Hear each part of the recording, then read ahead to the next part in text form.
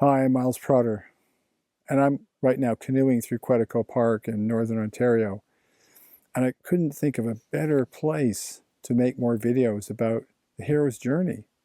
And today I'm going to talk about something that sneaks up on a lot of us, including me in midlife, that I call comfortable misery. It's a state where we've achieved some measure of life success, whether it's in our career or family or something material, and yet we're dissatisfied. It's not enough. It's not what we expected.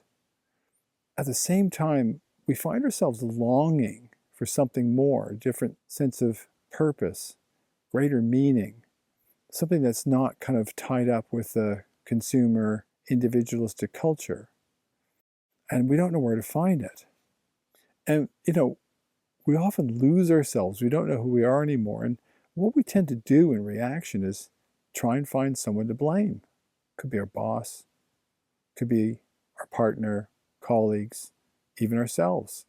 And we're blaming someone for your situation. You actually don't have to do anything about it. You can just sit there and complain, even if it's ourselves. When we blame ourselves, it means we're deficient in some way, and that can't ever change.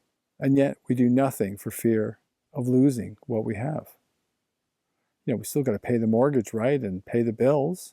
So that keeps us stuck in some way, in an equilibrium, comfortably miserable. Yet many of the heroic stories that I love begin with the hero stuck in comfortable misery.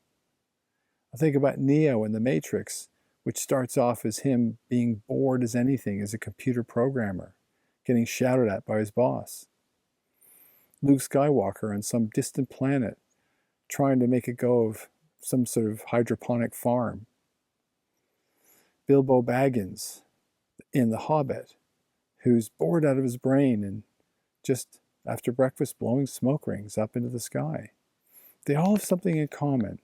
They're dissatisfied with life. They are clear it's got nothing to do with them. They long to be part of something bigger, something exciting, to be on a quest. And yet they don't do anything for fear of what they might lose. Then comes the greatest blessing. Each one of them gets dislodged from their comfortable misery by some kind of calling, some calamity, some disaster, and begins them on a quest, a journey, a hero's journey. See, we can learn from them, right? Because the comfortable misery is a sign that the first half of our life, the pursuit of ambition and material goals and success is coming to an end, and that something else wants to happen. A second half of life that might be about something different is about to begin. It's a very exciting time. You might think, well, my life isn't a comic book, and it's not a fantasy movie, and I'm no hero. And what about all those stories that don't end well for the hero? I don't want to be that guy.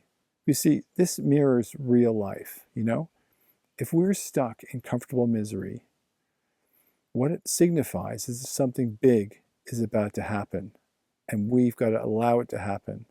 And it usually means getting unstuck from comfortable misery. We've got to tackle something big, a big challenge, fighting our dragon, if you will. And for most of us, that's got something to do with money, sex, and power. So I'm going to talk about these three in the next 3 videos. And I look forward to making them and sharing them with you, and I hope you enjoy them. Talk to you soon.